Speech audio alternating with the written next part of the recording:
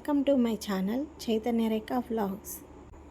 ఈ వీడియోలో నేను మా కంప్లీట్ లంచ్ని ప్రిపేర్ చేస్తున్నాను. అన్నము, పప్పు అండ్ టేస్టీ చికెన్ ఫ్రైని తయారు చేస్తున్నాను. అండ్ నా వే ఆఫ్ కుకింగ్లో పప్పు ఎలా తయారు చేస్తాను అండ్ చికెన్ ఫ్రై ఎలా తయారు చేస్తానో ఈ వీడియోలో చూసేయండి. ఫస్ట్ క్లీన్ చేసుకున్న డబ్బాలలో సరుకులన్నీ నింపి పెట్టుకుంటున్నాను. ఇదేమో సాల్ట్, ఇదేమో ధనియాల పౌడరు. ఫస్ట్ ఇవన్నీ రెడీగా ఉంటే వంట చేయడం చాలా ఈజీగా అయిపోతుంది.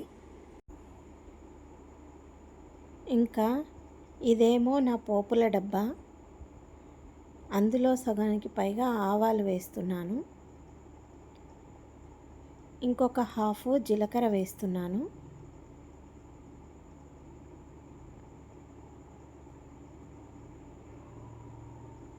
తర్వాత కొన్ని మినప్పప్పు వేస్తున్నాను.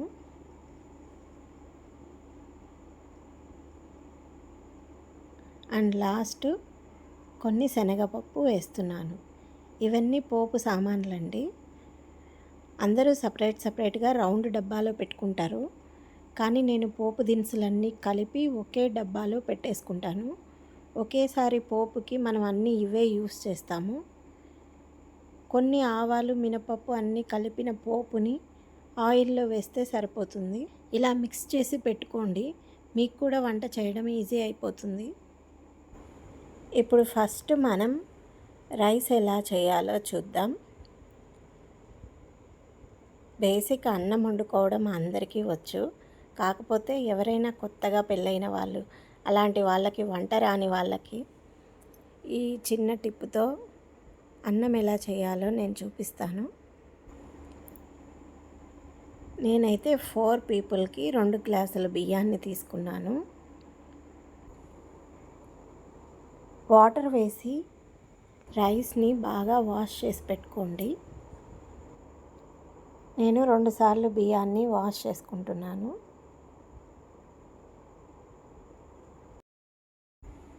ఇంకా మంచినీళ్ళు తీసుకొని బియ్యానికి ఎసరు వేయాలి. అంటే ఎంతవరకు వాటర్ వేయాలి అంటే నేను ఇప్పుడు మీకు చూపిస్తాను. మన లిటిల్ ఫింగర్ ఉంది కదా, ఆ లిటిల్ ఫింగర్కి పైన లైన్ ఉన్న వరకు వాటర్ వేయాలన్నమాట.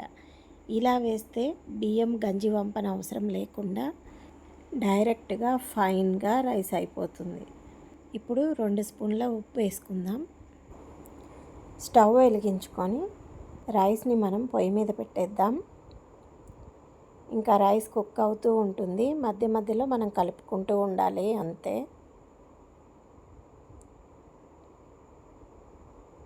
మూత పెట్టేద్దాం.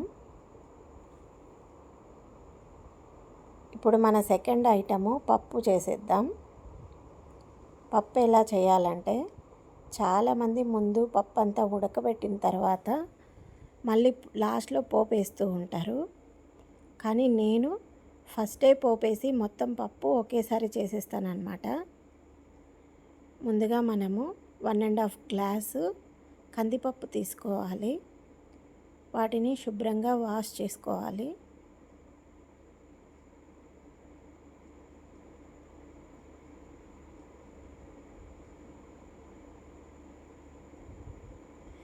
తర్వాత కొన్ని నీళ్లు వేసి ఒక 10 నిమిషాలు నాననిద్దాం. ఎక్కువసేపు ఏం నాననవసరం లేదు. స్టవ్ వెలిగించుకొని కుక్కర్ తీసుకొని స్టవ్ మీద పెట్టుకుందాం. ఇక్కడ మన రైస్ని కూడా ఒకసారి చూసుకుంటూ ఉండాలి. ఇది సగం కుక్ అయిపోయింది. ఇంకా రైస్కి మనం మూత పెట్టేద్దాం. మీడియం ఫ్లేమ్లో పెట్టేద్దాం, ఇంకా రైస్ అయిపోతుంది. తర్వాత పప్పు కోసం ఫస్టే నేను ఆయిల్ వేసి పోపు వేసుకుంటున్నాను. మనం తయారు చేసి పెట్టుకున్నాం కదా పోపు దినుసులన్నీ, అవే అన్నమాట ఇవి. ఒక్కసారిగా వేసేస్తే అయిపోతుంది. కొద్దిగానే ఆయిల్ వేశాను నేను. ఆవాలు చిటపటమన్న తర్వాత ఆనియన్స్ వేసుకోవాలి. ఈ ఆనియన్స్ గోల్డెన్ బ్రౌన్ కలర్ వచ్చే వరకు వేయించుకోవాలి. తరువాత 2 ఎండుమిర్చి వేస్తున్నాను.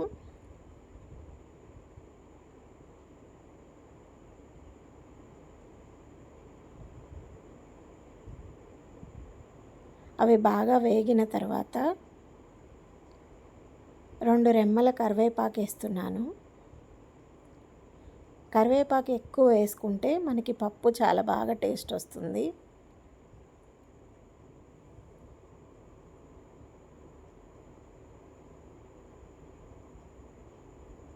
తరువాత మనం కడిగి పెట్టుకున్న కందిపప్పుని నూనెలో వేసి బాగా వేయించుకోవాలి. కందిపప్పు నూనెలో వేగితేనే పప్పు టేస్టీగా ఉంటుంది. అందుకని నేను ఇలా చేస్తానన్నమాట.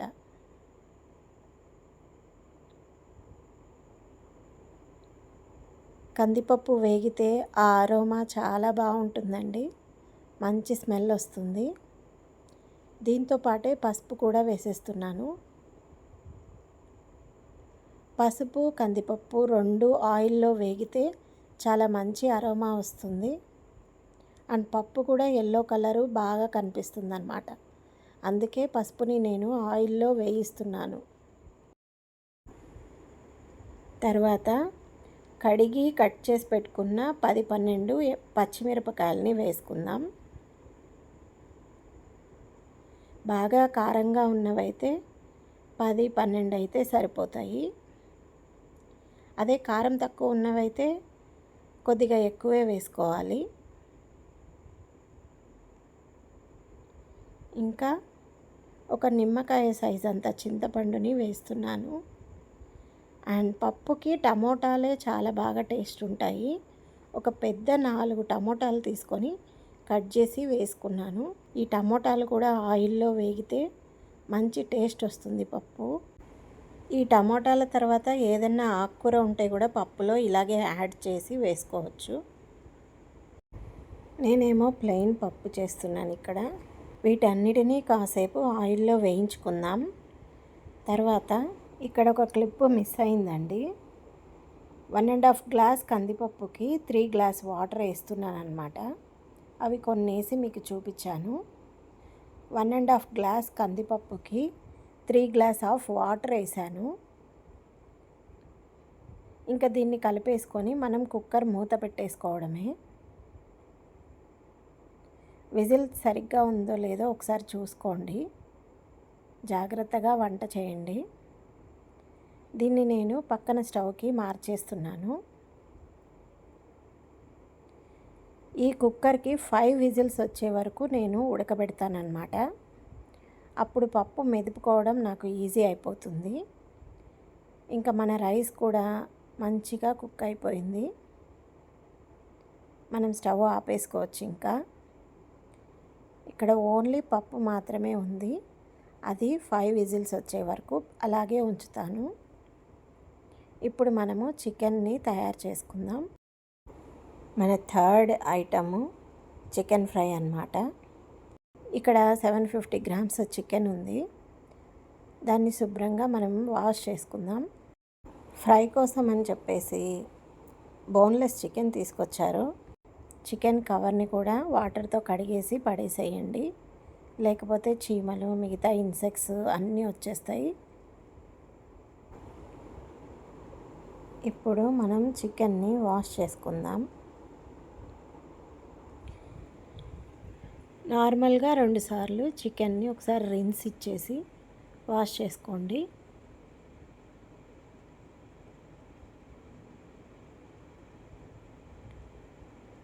పైనున్న చెత్త అంతా పోతుంది.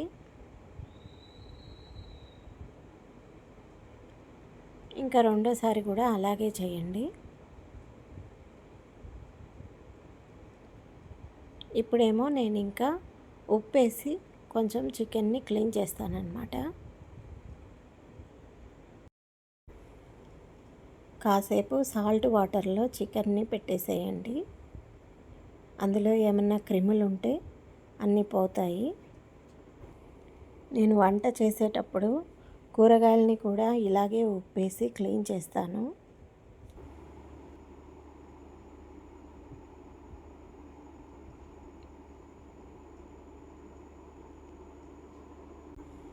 కాసేపు అయిన తర్వాత చికెన్ని ఇలా మంచిగా నీట్గా కడిగేసుకొని చిల్లులున్న గిన్నెలోకి తీసుకుంటున్నాను. అప్పుడు ఏమన్నా ఎక్స్ట్రా వాటర్ ఉంటే అన్నీ కిందకి పోతాయి. చికెన్ ఫ్రై చేస్తున్నాం కాబట్టి అస్సలు వాటర్ ఉండకూడదు. వాటర్ ఎక్కువగా ఉంటే అది గ్రేవీలాగా అయిపోతుందన్నమాట కూర. అందుకని మొత్తం వాటరే లేకుండా చికెన్ని క్లీన్ చేసేసుకోవాలి.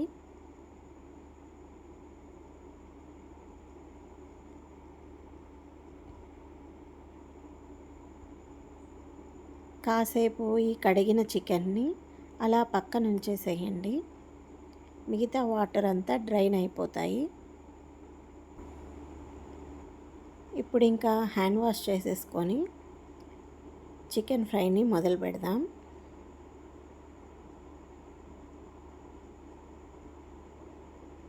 అటుపక్క పప్పు ఏమో విజిల్ వస్తుందండి. పప్పు ఒక 5 విజిల్స్ వచ్చే వరకు అలాగే ఉండనిద్దాం.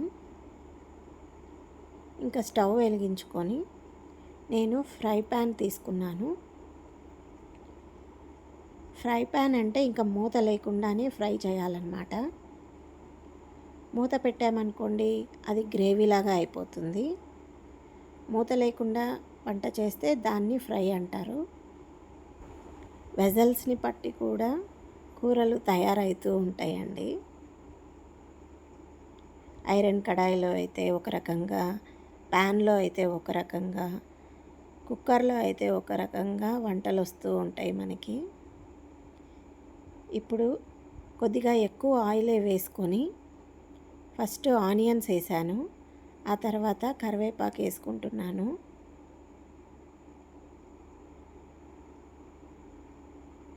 చికెన్ ఫ్రై కాబట్టి కొద్దిగా ఆయిల్ ఎక్కువే పడుతుందన్నమాట.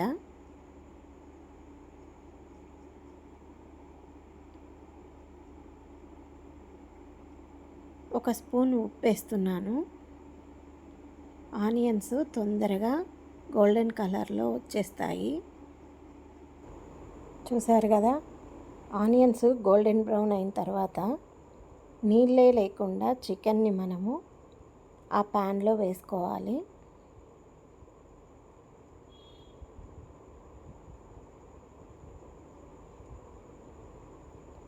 ఫ్రై కాబట్టి వాటర్ పడకుండా చికెన్ వేసేసుకుంటున్నాను.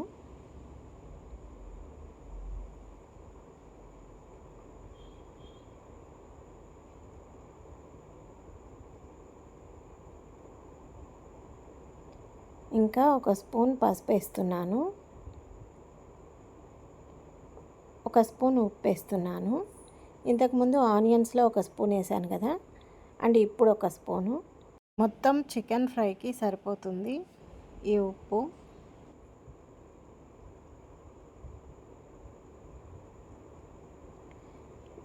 నా ఉప్పు డబ్బాలో ఒక చిన్న స్పూనే ఉందన్నమాట. అది పెద్ద స్పూన్ అనుకోకండి, ఒక చిన్న టేబుల్ స్పూన్ అన్నమాట. ఇప్పుడు చికెన్లోంచి వాటర్ అన్నీ బయటకు వచ్చేసి మన చికెను బాగా ఫ్రై అవుతూ ఉంది. ఫస్ట్ ఉప్పు పసుపు వేసి చికెన్ని ఇలా ఉడకబెడుతున్నామన్నమాట. ఇక్కడ కుక్కర్ విజిల్ వచ్చేసినాయండి, 5 విజిల్స్. దాని ప్రెషర్ అంతా తీసేసి పక్కన పెట్టేసుకుందాం. మన చికెన్ ఏమో ఫ్రై అవుతూ ఉంటుంది.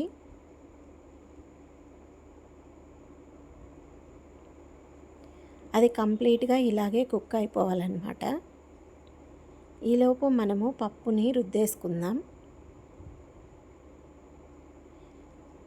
ఇలాంటి పప్పు గుత్తి ఒకటి తీసుకోవాలి. అందరింట్లోనూ ఉంటుందిలేండి. ప్రెషర్ తీసేసి ఆ మూతని అప్పుడే కడిగేసుకొని పక్కన పెట్టేసుకోండి, లేకుంటే రబ్బర్లు లూజ్ అయిపోతాయి. మన పప్పు ఇప్పుడు ఇలా ఉడికి ఉంది.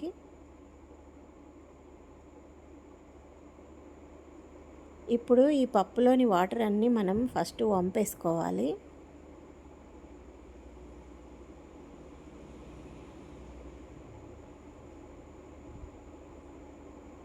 నీళ్ళు మాత్రమే వంపేసుకోవాలి.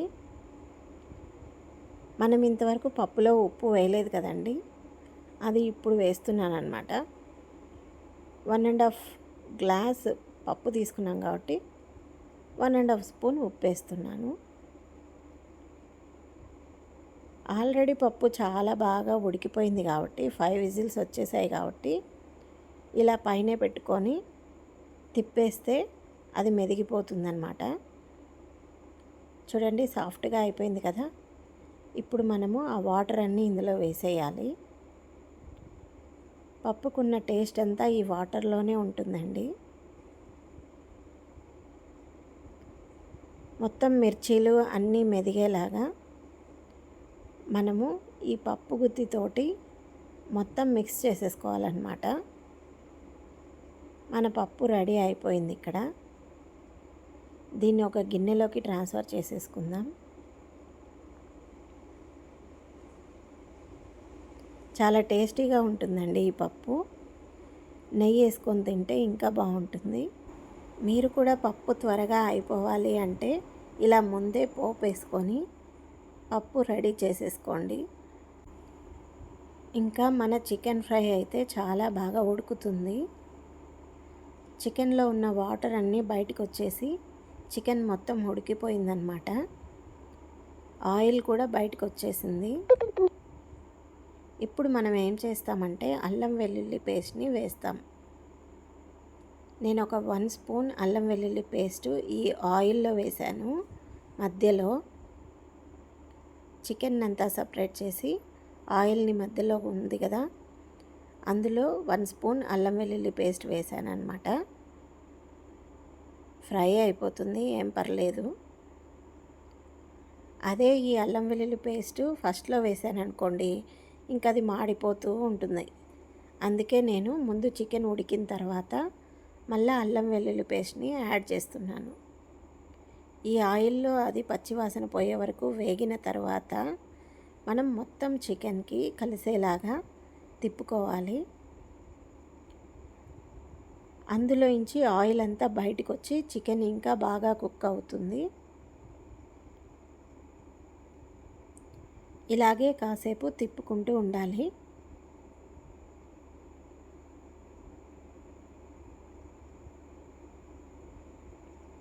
ఆల్మోస్ట్ చికెన్ మొత్తం కుక్ అయిపోవాలన్నమాట. ఇలా ముక్క మెత్తబడిన తర్వాత ఇప్పుడు మనం పౌడర్స్ అన్నీ యాడ్ చేసుకుందాం. నేను 2 స్పూన్ల కారం వేస్తున్నాను.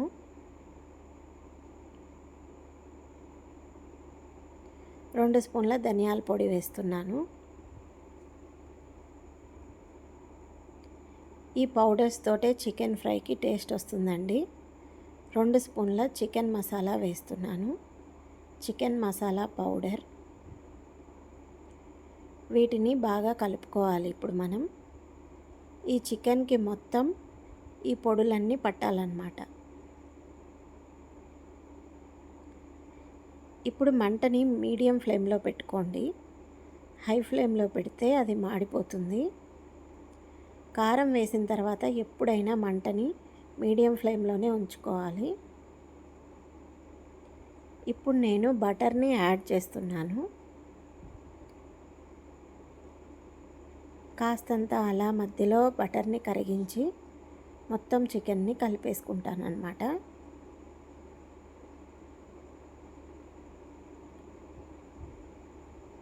చికెన్ ఫ్రైకి బటర్ ఎప్పుడైనా లాస్ట్లో యాడ్ చేస్తేనే చాలా టేస్టీగా ఉంటుంది.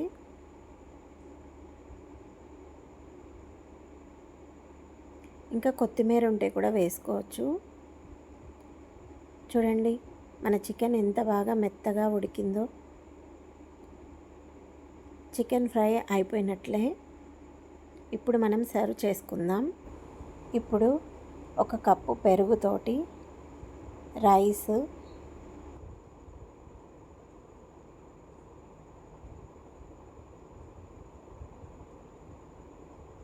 మనం టేస్టీగా తయారు చేసుకున్న పప్పు,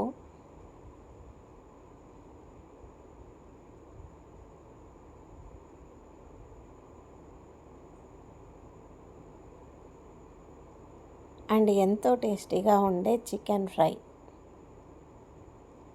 ఈ మూడిటితోనూ ఇవాళ లంచ్ చాలా టేస్టీగా ఉండబోతుంది. మీరు కూడా ఇలాంటి రెసిపీస్ ట్రై చేసి చూడండి. మరిన్ని రెసిపీస్ కోసం నా ఛానల్ని చూస్తూనే ఉండండి. Thank you for watching.